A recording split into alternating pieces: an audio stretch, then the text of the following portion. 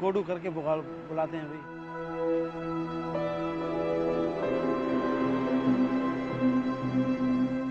अगले बंदे को दुख लगता है, किसी को मिलने जा रहे हो, उसको अगले दुख लगता है, मेरे को सब मिलने नहीं, जॉब के लिए जाओ, क्या है जॉब नहीं है। कोताह कद होना एक ऐसी हालत को कहते हैं जिसमें एक बालिग फर्द उस लंबाई को नहीं पहुंच पाता जिसमें उसे पहुंचना चाहिए।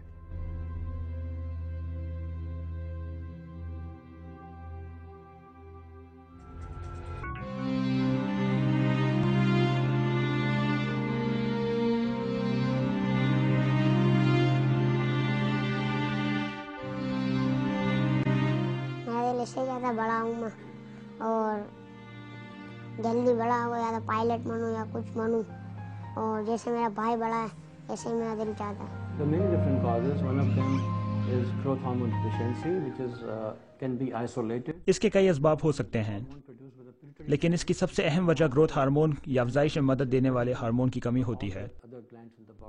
यह हार्मोन इंसानी जिस्म का सबसे अहम ग्लैंड पिट्यूटरी ग्लैंड बनाता है। ग्रोथ हार्मोन में दीगर हार्मोन्स के बायस भी कमी हो सकती है। मसलन अगर पिट्यूटरी ग्लैंड में कोई ट्यूमर हो जाए तो भी ग्रोथ हार्मोन की कमी होगी, जिसके बाद इन बच्चों की अफजाइश नॉर्मल अंदाज में नहीं हो पाती। ये बच्चे एक मखसूस लंबाई को नहीं पहुंच पाते और कोताह कद कहलाते हैं।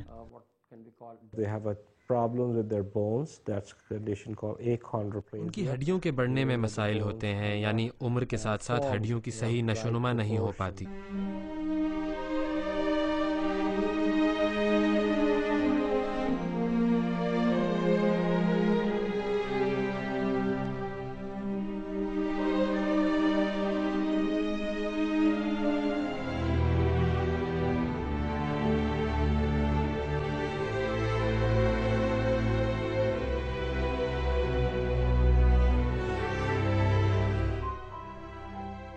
We try to ignore this problem. हमारे यहाँ अमूमन इस मसले को इसीलिए भी नज़रअंदाज किया जाता है कि लोगों में इसके बारे में आगाही नहीं है। लोग इस पर बिल्कुल तवज्जो नहीं देते कि एक बच्चा अपने दूसरे हमउम्र बच्चों के मुकाबले में क्यों छोटा है। इसलिए मेरा ख्याल है कि जब भी कोई बच्चा इलाज के लिए डॉक्टर के पास लाया जाए या फिर वैक्सीनेशन के लिए, तो फिर डॉक्टर को चाहिए कि उसके वज़न को और कद को ग्राफ के मुताबिक ज़रूर चेक कर ले। इस ग्राफ से हमें ये मालूम हो जाता है कि आया बच्चा अपनी उम्र के मुताबिक सही तौर पर बढ़ रहा है या नहीं। According to the age or not. दूसरे बच्चे इससे छोटे थे, वो बड़े होते गए, ये दबता ही रह गया। इससे अभी दूसरे छोटे बच्चे भी हैं ना, इसके बराबर ही है, वो इससे बड़े हो गए, वो उधर का उधर ही रहता गया।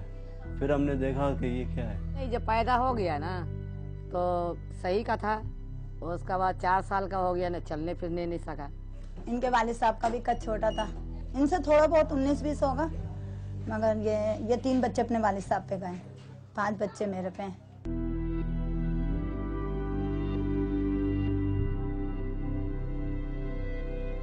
माशाल्लाह और 4 भाई हैं, 2 सिस्टर हैं, सब माशाल्लाह हाइट में सही है। उम्र जो है 29, 5 भाई है माशाल्लाह, सारे लंबे लंबे हैं। तो वो फैमिली को लेकर अलग है, तो मैं सिर्फ घर वाले को लेकर, माँ बाप को लेकर साथ हूँ।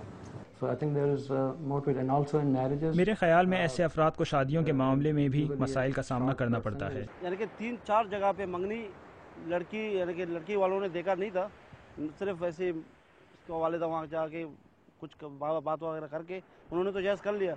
जब देखा सामने उन्होंने इनकार कर दिया, बोला नहीं देना है।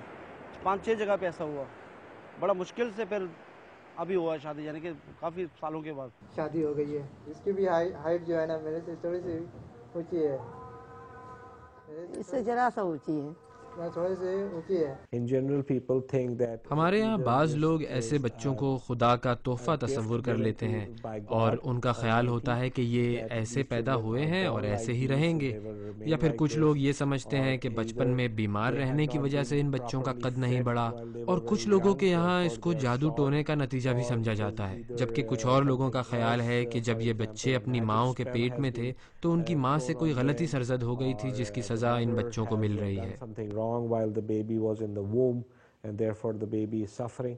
जब अल्लाह ताला ने दे ही दिया इतना कद तो उसको क्या कर सकता है इंसान।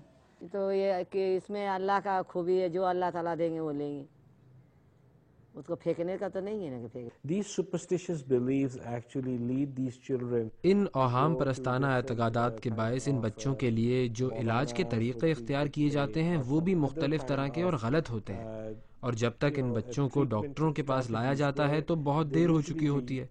फिर वो बच्चे या तो कोताहकद रह जाते हैं या फिर उनके लिए वो कद हासिल करना मुमकिन नहीं होता जो बर वक्त इलाज से हासिल हो सकता है। Short as compared what they could have been if they had been treated appropriately.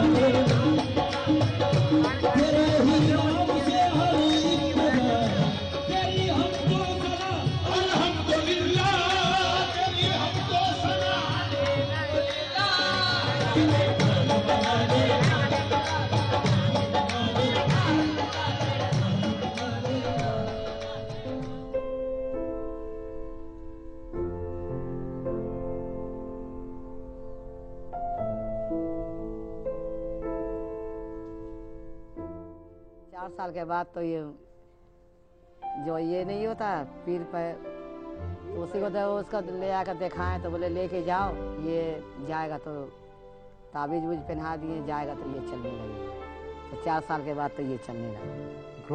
Growth hormone की कमी के अलावा दीगर असबाब में बच्चे के निज़ाम हज़म की खराबी भी है। हो सकता है कि ग्रोथ हार्मोन तो नॉर्मल हो, लेकिन बच्चा जो ग़िज़ा ले रहा है वो इसका जुज़वी बदन नहीं बन पा रही, और इस तरह बच्चे की अफजाइश नॉर्मल अंदाज में नहीं हो रही।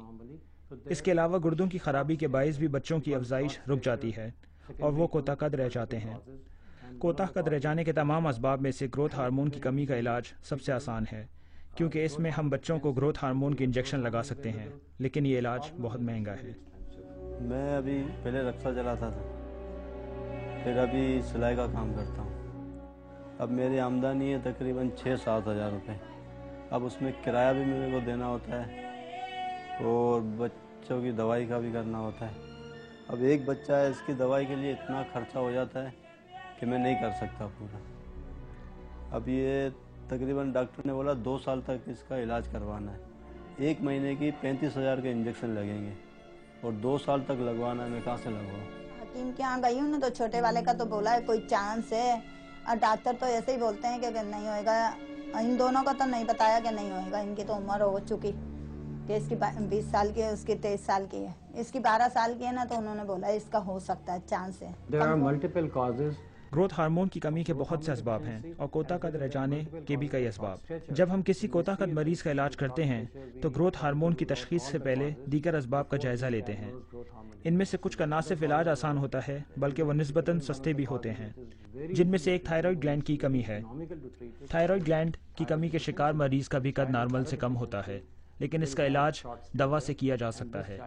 इस दवा की 100 गोलियों की कीमत महज 30 रुपये होती है, जबकि इसके मुकाबले में ग्रोथ हार्मोन के इंजेक्शन की मालियत हज़ारों रुपये होती है।